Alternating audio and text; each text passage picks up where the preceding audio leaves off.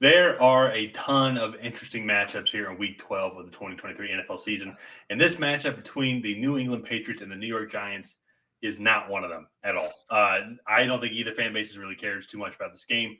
They're really looking Oh, forward we to the care. 2024 offseason. Oh, yeah, you care for the wrong reasons, for the Yeah. immoral reasons. And so both teams are projected to pick in the top five, potentially in the top three, if all goes well. Wouldn't be surprised if both these teams tie 3-3.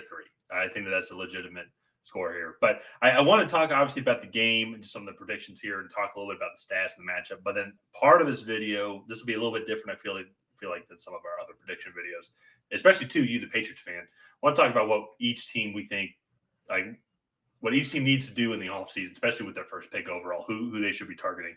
So I think the Giants are in a very unique situation as well because they're potentially going to be up there also with the Patriots with some quarterback. Like they could go after top-tier quarterback, Caleb Williams, Drake May.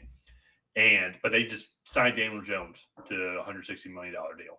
So I think that's going to be very interesting to just kind of talk about here. But I want to talk about the game real quick. What are your thoughts on the game overall? What do you expect to see from both teams? So the Patriots, they've been running the ball better in the last few games. Ramondre Stevenson and Zeke Elliott have really picked things up in the last 3 games. And passing the ball, they still suck. That they're not good at throwing the football. And they make too many mistakes.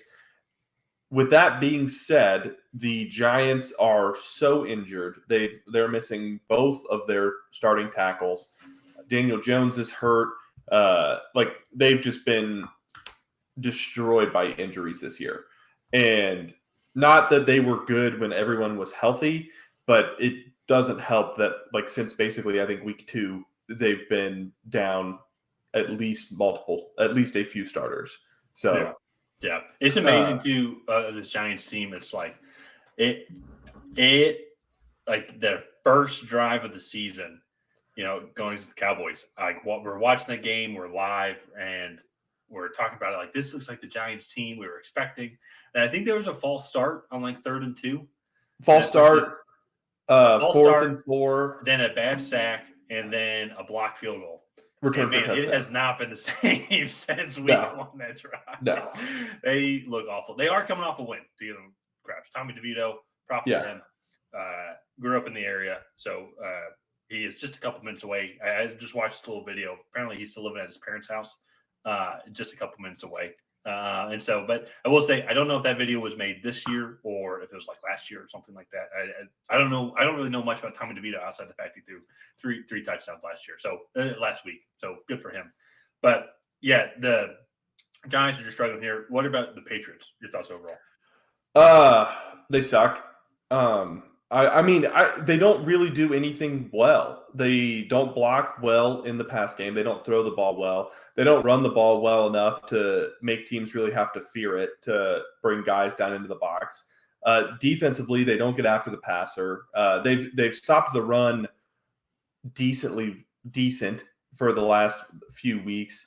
And their secondary, they just cut one of their top corners for locker room personality issues, and JC Jackson, I think, is their best cornerback. So they just have a complete lack of talent on both sides of the football, in my opinion. Defensively, they're coached up to at least be good at an NFL level, even missing Christian Gonzalez and Matthew Judon, but they're still not good. But other than everything else that you just said there, everything you list off, other than that, I would say they're above average in the NFL. I'm just kidding. Maybe they're picking above average in the NFL. And actually, I think that's a good segue kind of into the outcome of this game, what it means. So if New England wins this game, I don't know if a lot changes for them because they're still kind of on the outside looking in at the top 2 picks at potentially getting a quarterback. If they do win this game, though, that could potentially bump them to 5 or lower because then the Bears would pick twice. You have the Cardinals and then the Giants, who would also be picking lower than them as well. So then you're kind of out of the talks of both top quarterbacks and Marvin Harrison Jr., Whereas if the Giants win this game, you still have Daniel Jones under contract next year, and like you have options to pick him up in the 2 following years. You could potentially try to make a move to get Marvin Harrison Jr., one of the top wide receivers, potentially trade back and accumulate more and more draft capital to get better players, because I think that 10 to 18 range is going to be a sweet spot for a lot of wide receivers, so they could potentially trade out of getting one of the top tackles since they have Evan Neal and Andrew Thomas already. They don't necessarily need to go and add another first-round tackle into that mix, although Evan Neal has just been absolutely abysmal. That's a different topic. Yeah. And so, to me, the Giants can play a little bit more freely here, whereas I feel like New England, they need to come in and just suck from the get-go. Like they cannot afford to win this game, in my opinion. No, it's funny that overall dynamic now, it's like with how entrenched a lot of these teams are in the NFL draft, or the fan bases are like full, like all 12 months out of the year, 24/7, 365. It's like when it gets to the point where the Super Bowl, the playoff is out of the question, it's like, okay, we want you to lose every single game. Well, but I completely understand though too, from the Falcons standpoint as well. Trust me, there's been a lot of Falcons years where it's like, no, we're winning in December when we haven't won all season. That's not good. Yeah, and for me, it's just you're trying to guarantee yourself one of the top 2 picks, because you have to think Chicago, North Carolina is getting USC's Caleb Williams. The Panthers don't own that pick. The Panthers are almost guaranteed the first overall pick. The Bears have the rights to that pick. They're getting Caleb Williams, right? I think that'll be a fun, interesting debate, because I honestly have been kind of impressed with Justin Fields. Except he has been a little banged up this year so far. I think when he has played, there's a portion with Tyson Bagent was playing for the Bears.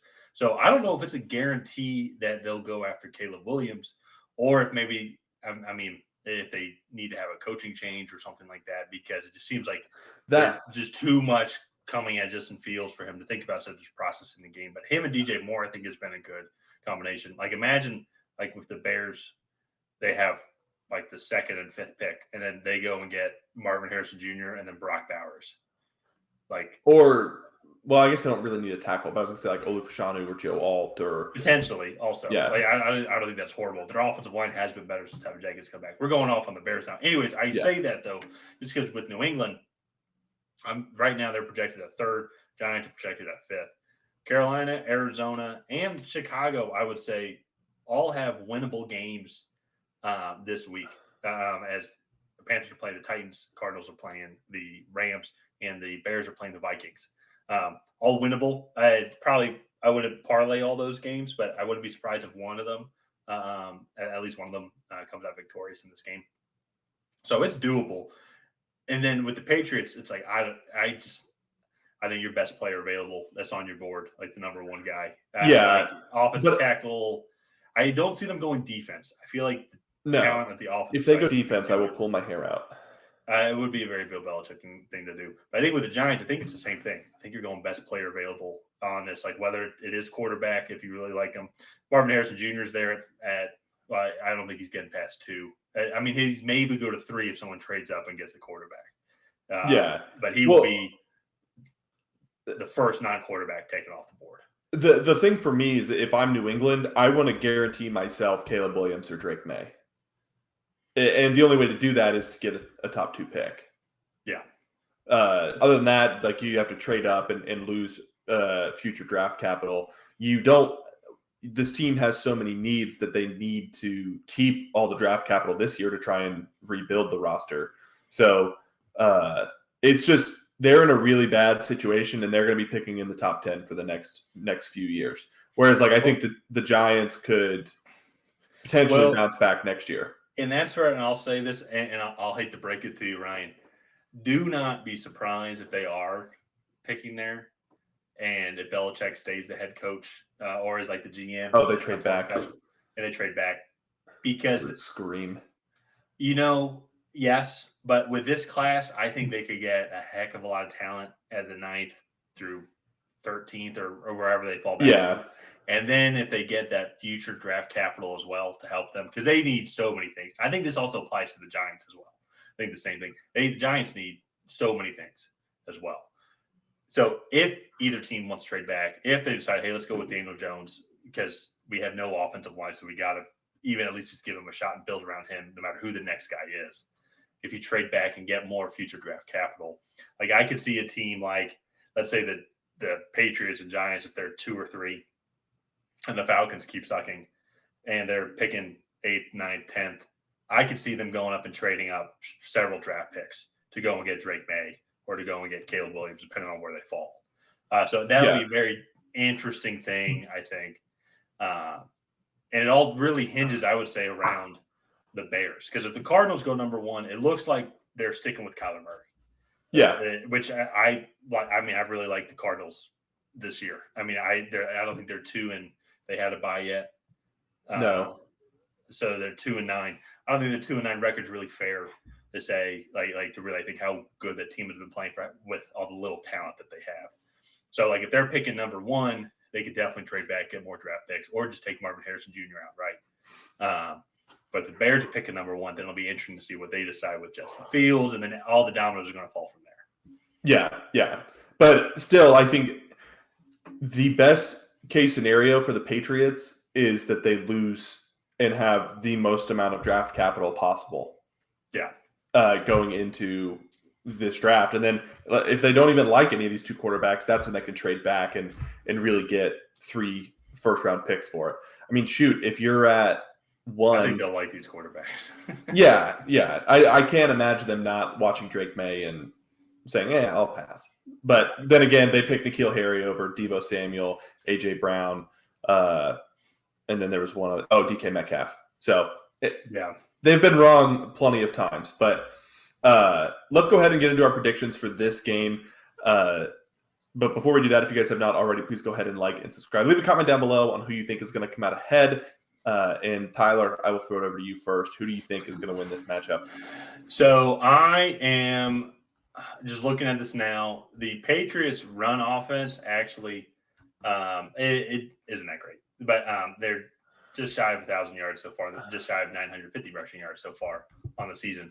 But the Giants also have the 2nd worst run defense in the entire league, and I think you could arguably say that they're the worst run defense, just because if you look at the Broncos are at 1,600 total rushing yards allowed, while the Giants are at 1,486. The Broncos' stats are kind of skewed because of that Miami Dolphins 350-yard rushing game earlier in the year. So I think that was more of an average rushing yard game. Those teams are neck and neck, and I think the Giants might be giving up more yards on the season. And you just go look at it. I think only twice has a team not run for over 100 yards against them on the season. And one of those teams was the Jets. So, and the other one was the Commanders. Neither teams really have great offensive lines. I think that actually Ramondre Stevenson's going to have a good game this week. They did have a good performance against the Colts when they were over in Germany before their bye.